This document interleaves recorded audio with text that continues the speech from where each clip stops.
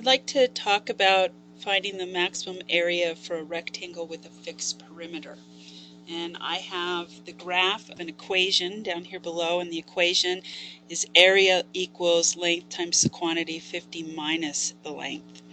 Now we know that with area you multiply length times the width to get area. So this 50 minus L must be our width.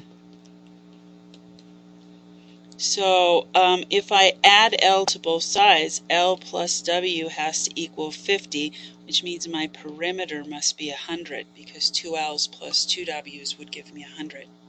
So I'm looking at a rectangle with fixed perimeter of 100, and I want to know what the maximum possible area is.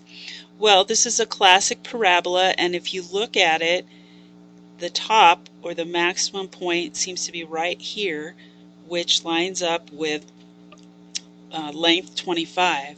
So if the length 25, and if my length is 25, then 50 minus 25 makes my width 25, and 25 times 25 is 625. So there's my area.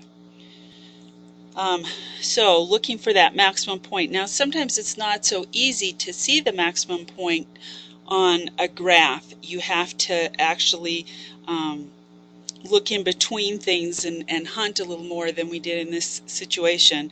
And you certainly on a graphing calculator could have the calculator itself trace along the graph and tell you the exact highest point. But this one is really obvious. But I'm looking for the highest point on the parabola to give me the highest possible area.